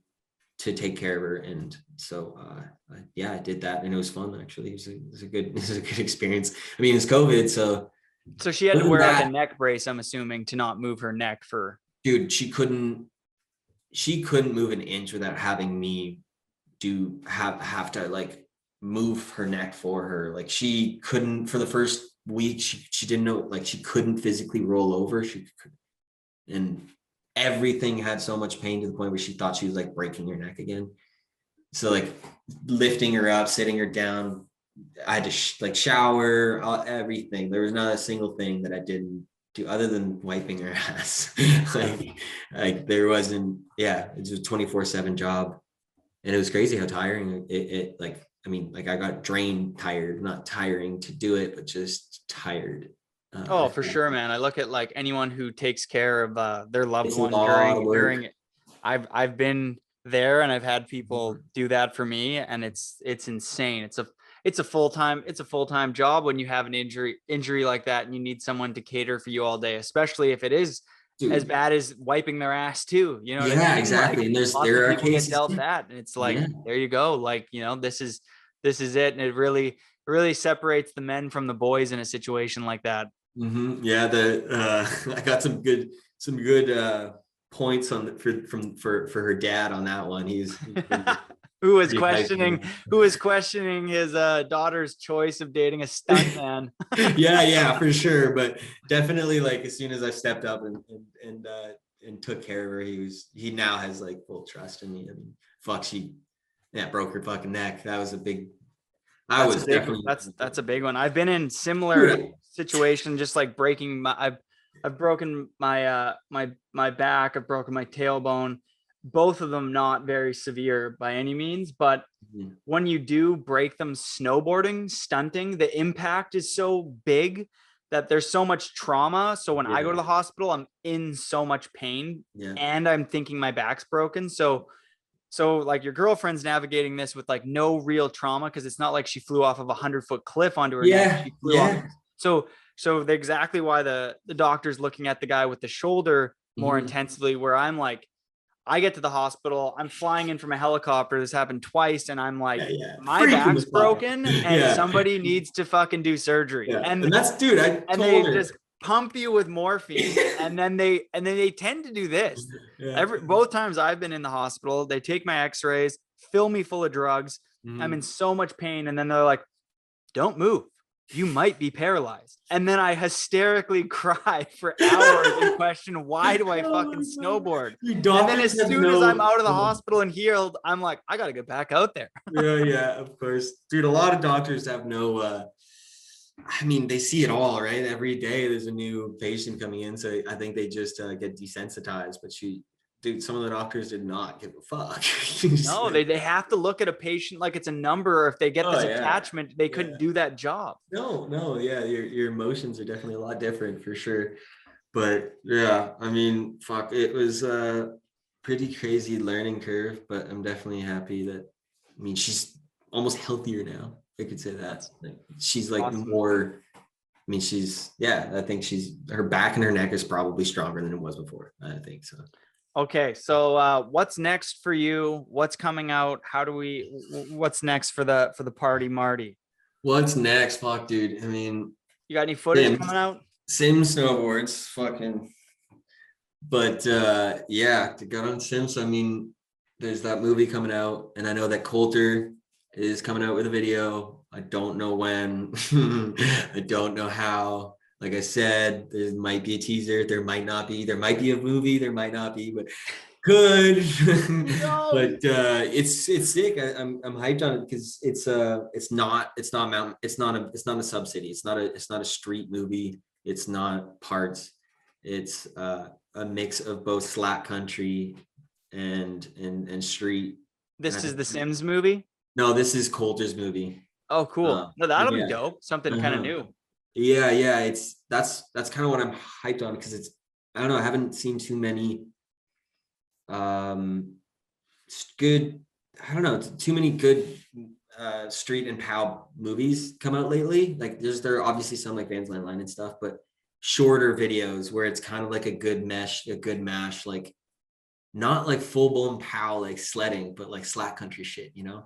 Yeah, side country, side Good hits. side country, like, yeah, like, and it's all Seymour mostly, and epic sunset bullshit, fucking whiskey hit and all that kind of stuff. So like, there's a lot of good clips and a lot of good memories in those clips. So I'm definitely excited to see it. And it's 2 years now. I mean, both years have been pretty. Last year was cut off short, and then this year was just kind of a bit of a write-off. But I mean, I got some clips, but all the clips I did this year are gonna go to the Sims movie because Wow, that's gonna be sick. I only got three street clips and like 2 POW clips.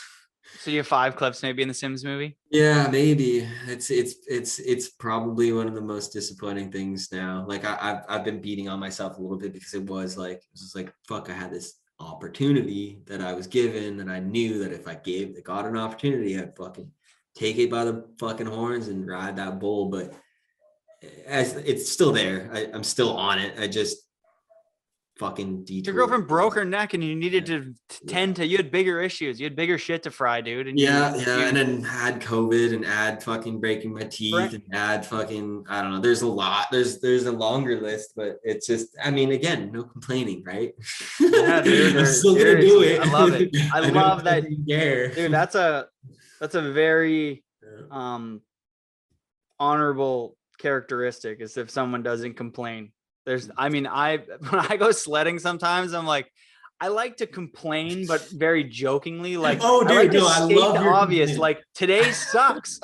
And I've never laughed at someone's complaining so hard in my life. So if ever you're complaining, it's always the funniest fucking thing in the world. I love I just it. like to point out the obvious, Yeah, but in a joking it's manner. fun. It's not, I'm having fun. Like, as long as I'm with my friends, I don't give a shit if it's pouring rain, but I will state that we're all wet, cold, and miserable, and we ran out of food. yeah, I'm fine. It's fine. I'm good. Okay. Okay, quick, any plugs? Anybody else you riding for these days? Union's a big one. Union definitely helped me out this year. They paid for some of, their budget that they had gracefully given to me, paid for these 4 pearly whites. No way, Union hooking up some chicklets. Well, I don't think they even know it was just supposed to go to budget, but this is my budget this year, is my fucking new pearly white teeth. Oh, me. Yeah. So yeah, shout out Union, fucking hooking up the teeth. They don't even know it. But that Sims salmon arms, fucking went pro for salmon arms this year. Yeah. That category. Model glove. Shout outs to Cork. Yeah, fucking mom could be hyped, mom could be proud. I'm pro. I made it. Big bucks. But no, yeah. But yeah. Not other than that, I mean, Ashbury's been hooking it up. Yeah. I think I'm gonna get on that program. You got an outdoor sponsor these days, or no? You're on the. I was talking to Pat McCarthy about 686, and that was a good. It was fun. Fuck, I went out to meet him last year before COVID. It was the best fucking. He's the boss, man. Dude, I went boarding with him and Jake fucking Blowout. I was like, It was like, he was like, yo, yeah, like come down this weekend. I was like, sure, fuck yeah, I'll come in and show up, or on the drive there. He's like, yeah, like Jake's coming, if that's okay. I was like, yeah, it's chill. It's so cool, dude. And how sick is watching Jake Blauvelt snowboard live? He is so good. It's mind melting, and I think that it's even better when you're like, watching him is one thing, but I was able to follow his line and try to follow his line, even though I fucking couldn't possibly even I've been there. It was like power riding, and it was a lot of fun. But it was like when we got everything, it's just this one moment where we were riding through the actual resort. He was ripping across the runs and into the trees and just kind of trying to get some hits. But at this time, it was at the end of the day, and it was it's kind of like a pow day, so shit was choppy, and you couldn't like run across the run, like get just cut across the run that easily. You were chopping it up, like fucking pinning it, but like bouncing. And I was just trying to follow him down the mountain, like as fast as he was going, just trying to get to the hits that he was getting at, and like just trying to keep up. And it was the biggest leg workout I've ever fucking had. It was fucked, and I couldn't keep up. I mean, I did, but I didn't. Like, fucking, it was just insane. It was just like a quick moment I had on that chairlift. It's like, so like, it's like how I don't know how the conversation happened, but it was. I asked him, like, I guess I was talking to him how he got to like how is he that good at fucking snowboarding? He's like, dude, I fucking like just lived Baker. Like it made me the snowboarder. Right? Like, you have to ride like fucked conditions sometimes, and like you're just going fast, and it's a steep mountain, so you're not stopping very much. You're going fast, and you keep your tip up, and you just running through shit. I was like, damn, okay, I guess that's the way to do it. Just fucking snowboard Mount Baker for your entire life.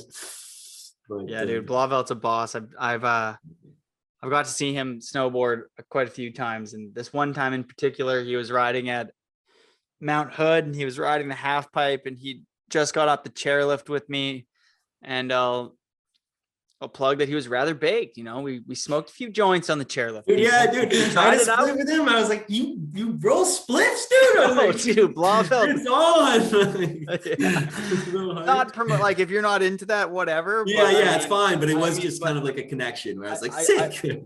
I don't want to feel like in 2021 that I need to tread lightly with smoking marijuana when I think you should tread lighter with alcohol. But anyways, it was just I think it was like a god in my eyes coming down to a human level where you smoke weed still, like you still have vices, like you're not a god, you still have dude, Jake is such a chiller and such a good dude. Yeah, same thing. Got baked, saw him snowboard, did a giant like 10-foot stalefish out of the pipe first run, and was just carving in front of me, and I'm just like that. He is.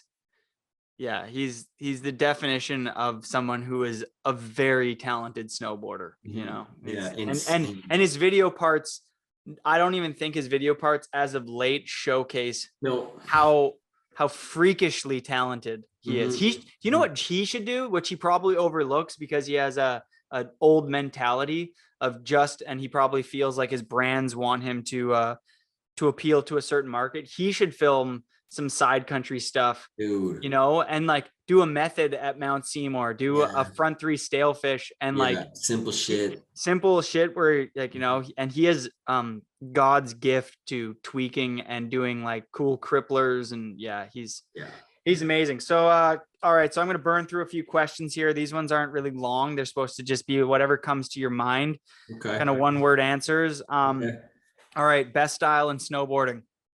Oh, fuck. You're this quick, dude. Yeah, just straight into it. Best style in snowboarding. You can pick an old one and a new one. So then you kind of have like a little bit of a.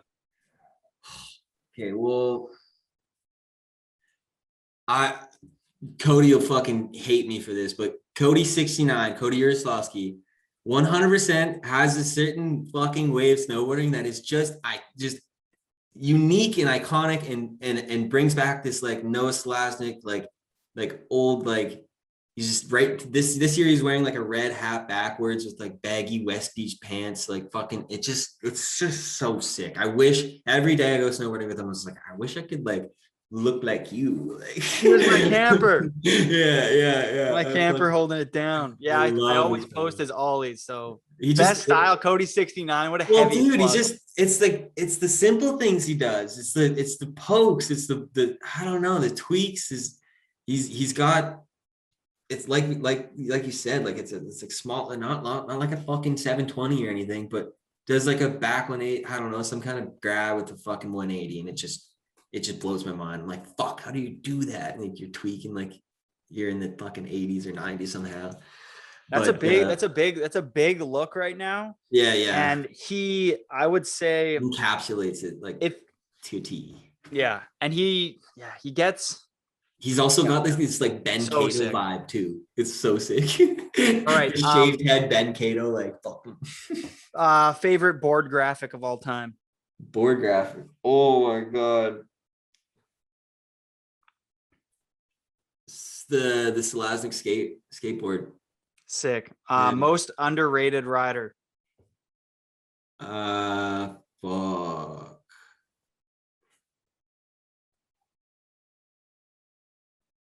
Quinn Lal is pretty fucking underrated. I think he just I think he can put out a fucking hammer part. He just needs like the chance to like really put that like that part together. And he's a Very pretty good plug. insane snowboarder.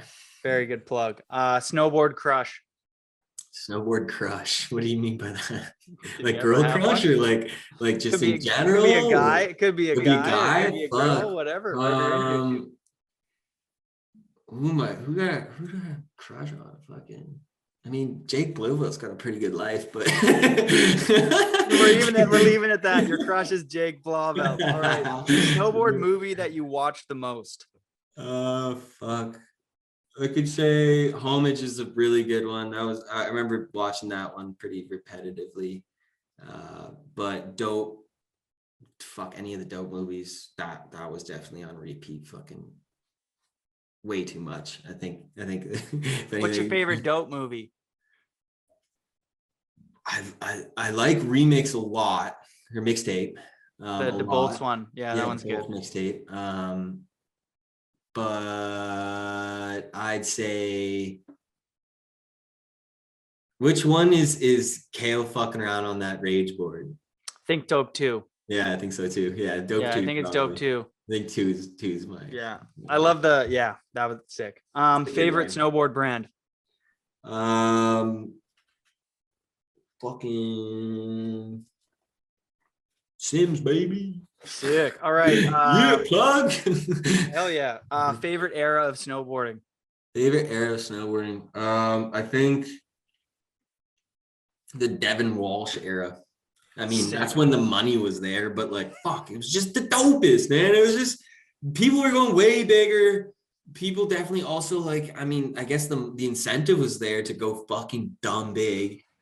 Oh yeah. The lifestyle also, just like within those videos, like they made that lifestyle look fucking unbelievable. As Kevin Griffin on the last podcast said, they owned snowboarding. Yeah, it was so sick. Yeah. From like 98 to like 2005 or 2000. Like to me, that era, or maybe even like 95 to 2005. To me, that's like when snowboarding really was like the most amount of just snowboarding. Before that, people are dressing in neon, and contest riding is kind of the biggest thing. Yeah. And then it was like when Peter and all these characters started coming out, and Devin and Kale, and it's obviously pretty, I think it's easy Mark to Frank. pick. I think it's easy to pick that era because it just is like that kind of golden era, but snowboard brands and anybody should just take notes of that. Like that era to kids that know what's up is still the favorite era. So like make ads that are cool like that. Like make team videos, dude, make teasers. Like that shit's sick. Speaking of which, it's like making, like kind of going back to what it used to be like. TJ was telling me about, I think Jake Durham put out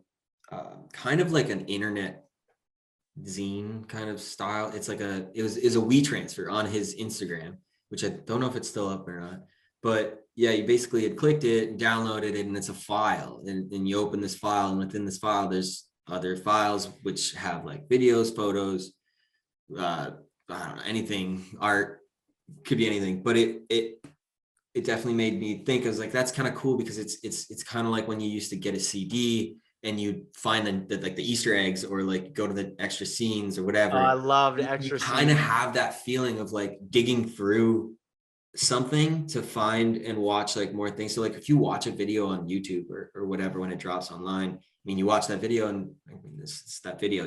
There is no backdoor. There is no like extra scenes or extra. I know. I love extras. Yeah, it's the best fucking part about owning a CD is the extras and the Easter egg with whatever. Like you have this, like, you find little things that people plug in those fucking CDs, and it kind of reminded us of that. And I was like, damn, that'd be sick. Like, go back to that type of way of distributing content, but in a still like digital format, but on a It's very forward thinking. Yeah. Favorite resort to ride? Seymour, baby. I mean, fuck, Baker's. Baker's. Okay, Canadian Seymour, but I can't say that I haven't been to Revelstoke, and I haven't traveled too much on the mountains, but Baker's just fucking up there, dude. Oh my God. It's When you're Seymour going up the Massey. chairlift at Baker, it's got the exact same vibes as going up Seymour for the first time. It's like something special. Yeah, like you know you're in like a good place. And I mean the fact that you can hike 20 30 minutes up into the arm and just like, I don't know, Pat was showing us shit that's just like Pat has that mountain on dial. Dude, it's just crazy. Like it's not much of a hike and you're fucking in there and you got great snow and great conditions. So worst trend in snowboarding. Ooh, there's a lot of bad ones, dude. There you go. Say any of them. Say 5. I want to hear them. Well, I think the fucking like bang, like I don't really like the over dramatic, like I landed it kind of like fucking not huge on that, but I'm also not down with like the stay straight and like I'm perfect. I don't know. There's a very fine line. It's kind of funny that way, but that's pretty bad. Also just like the fucking, I don't know. I hate the trend of Instagram promotion.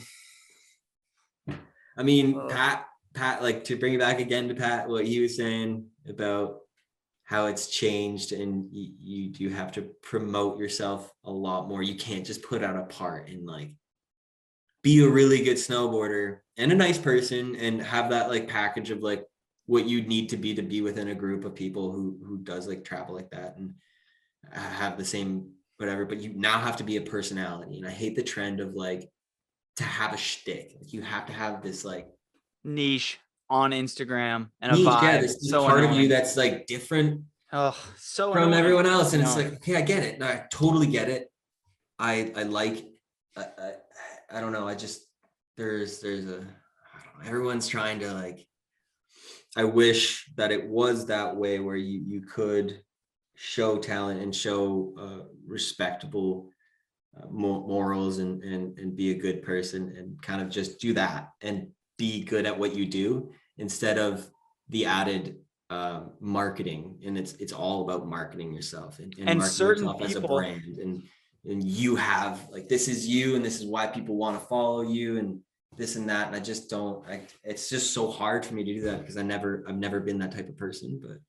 And people have gotten grandfathered in to not do that. So people like Jed Anderson, his brands aren't expecting. I look at a couple people who Danimals, Forrest Bailey, Keegan Valleca, and some of the most respected snowboarders don't do that, and their brands don't expect that. But I feel like now most brands, for their new kids to pull off the Forrest, Jed, Kuzik, LeWiff, Danimals, kind of like, I don't like pump myself up is pretty tough, especially if you're a Canadian or an Australian or someone in South America. You kind of need to be the like, check me out. But then everybody who's in the scene from here that like, you know, for example, you're like, fuck this dude is like, check out my new Smith goggles. You're like, fuck you. Like, dude.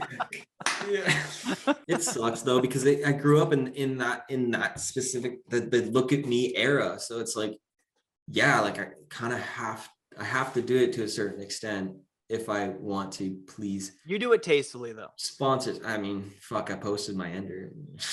I mean, yeah, I mean, maybe that's a potentially a faux pas. I'll call myself out for that, but I think that was because I think I was just pissed because I mean, I wanted a larger audience to see it, I guess. And if you look at the amount of views that Subsidy has gotten, it is not a high number. It's not necessarily up there. Yeah, I watched it today before we jumped on the call. It was 5,000, which is definitely way too low for a movie with that much energy, passion, and soul in it. Exactly. So I guess that's why I was just like, fuck it. Like, I don't know what this will do, but I guess I'll fucking post this. But I don't know. I mean, the other worst trend, actually, I think we already talked about it, but stuntboarding, dude, it's pissing me off.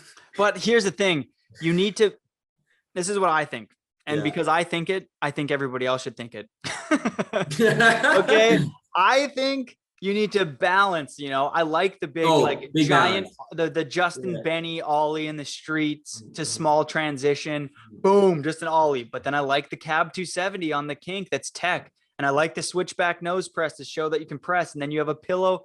To me, you right now, you're an all-terrain like you're doing everything. I think Danimals is and those people stand out, man, that can ride everything, and a lot of people, I hate bringing it back to Vans because they're a sponsor of the show, but if you look at like a lot of the people that company sponsors, Jake Kuzik, Sam Taxwood, like learned a lot off of just watching. Like Parker, all of those dudes, they can ride a hip, they can go ride POW, they film POW, they also can ride street rails, and they do all of them fairly tastefully. Well, yeah, very tastefully. They all look good doing it, right? They all look like they know what the fuck they're doing. But yeah, I know what you mean. But yeah, I don't know. There is a certain type of stuntboarding that I fucking love too, though, because like Cody, again, bring back fucking my favorite fucking snowboarder. He did some stuntboarding this year, but like tasteful stuntboarding, and I cannot. It's about the kit, the vibe, how it's filmed, the vibe, and then the thing is, he's not doing a 50-50 on a fucking weird kink or something, or 50-50 on a fence, or 50-50 on a fucking whatever. He's doing a 50-50 on a billboard to a van to a fucking grass hill to rocks. I don't know, like, you know what I mean? Like it's way different. It's done in a way where it's like just fucking dope. It's a hell ride more than a fucking stunt. And yeah. You mean, are you talking about like more of like what the X Games promotes in stuntboarding? I'm talking more stuntboarding. To me, is more of a 50-50 type of part where it's just a lot of good looking spots, but 90% of the spots and the tricks is a 50-50 to get to the end of the rail, or I don't know. It's just not, you're not showing any versatility in tricks and or like way of getting onto that specific stunt, whatever it is. But like if you're just going to spots and being like, okay, like I found this new spot, like I said, like I found this new spot and no one's hit it, so I'm going to do a 50-50 because it's new and it looks sick, and I don't have to do a back lip, or I don't have to do a front tail or spin out or spin into it. But what if the 50-50 he hops on and just looks so I'm changing plot twist.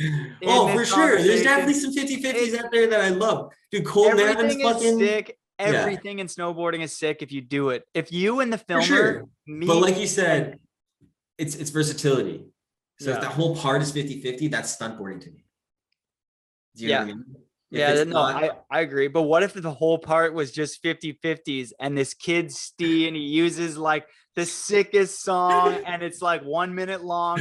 The filmer's in there with the fish and he's got like a Slurpee. Like I could market this kid already. Like if the vibe is there, sure, maybe. But for like the big majority of like the videos that I've seen that like turn out to be, I don't know, 8 mil and 50-50s, it just grinds my gears. I'm like, fuck. Yeah. I like earlier that you mentioned there that if you're making a video these days, if you are the next Jake Durham or whatever, if you're Coulter, Hayden, you make something that's different, but it's challenging for people to want to take a chance. Mm-hmm. And I would say one of the biggest gambles I've ever seen as of late was when, Hayden and LeWiff made Beacon. I think that was really different. And to pull off a movie like that, I think was, if they told me that that's the movie they were going to make, I'd be like, ooh, that's going to be a flop. Yeah. And then like you think it'd be boring or somehow, but it's so intense and so There's not a single vocal in that whole movie, right? It's all instrumental. Yeah. And LeWiff told me that I did a podcast with LeWiff and his whole thing was, we just want to keep everything moving. We want to seem like it's constantly flowing. And Hayden and LeWiff did a really good job on that. Amazing job. Yeah, that's one of my favorite. All right. Last question before we let you go here. Who is the GOAT? Who's the GOAT? Holy shit. Fuck, you did name LeWiff, dude. I mean, yeah, you did. LeWiff is by far, I mean, fuck, have you seen him jib in the POW? Like, who jibs in POW? Like, how, if you're not a GOAT and you can jib in POW, like, fuck, dude, that's a GOAT if I've ever seen one. Like, you can't argue that. And I cannot fucking wait to see what he's been whatever the fuck he's been doing during this pandemic. Because it seems, I mean, through Instagram and through lurking, you can tell that he seems to be sledding around fucking. He's a sneaky wise man. You know Oh, what I mean? dude. Yeah. He's definitely like his ancestors like owned the pyramids or something. Fuck like yeah. that, He you was, know? yeah, I don't know what it was, but Yeah, he's Roman. wise, Yeah, wise heritage. totally. Yeah. Or maybe he worked his way up from his dad being like a great gladiator or something. Because Dude, I he's wish. from royal descent. That guy, the way he like creates things is like a masterpiece. It's insane. He doesn't, I don't know. He doesn't say much, but when he does talk, everyone's just like. See, he's grandfathered into that whole like doesn't need to do self promotion because. Fuck no. And but Cole Navin is one of those guys that's I think like a year older than me or not. But like, yeah, he came into the scene and didn't somehow skip that. Yeah, he was able to change that. But do you know why? Because Vans accepts people like that more than most brands do. So it's really important to associate yourself with brands who like, those. I remember like when I was trying to break onto the scene, I was like, look at me, please give me an opportunity. Because like in 2015, I got dropped by DC and I was like, this shit's over. Like I need to do one last giant yell because I am sinking in the ocean and nobody cares. Yeah. And then K2 threw me a lifeline. Okay. Of course they did. Shout out to K2. Yeah. But yeah, he somehow fucking dodged that bullet. But yeah. Well, actually, sorry, I should say that Brockle threw me a lifeline because I went and filmed with him for the mixtape. And he told me the sickest part ever to riff raff. So dude, that was a good one. It was a fucking hammer. Yeah. Peak. Peak. Yeah. All right, dude. Thanks for coming on the show. You rule. Excited to see the future. This is the tip of the iceberg. And yeah. Take care, dude. Thanks, dude. Fuck yeah. Word. Peace. All right, that was great, dude. We did it. Hell yeah. How long was that? I don't know. Hopefully I didn't sound like a fucking jackass. Jackass for what?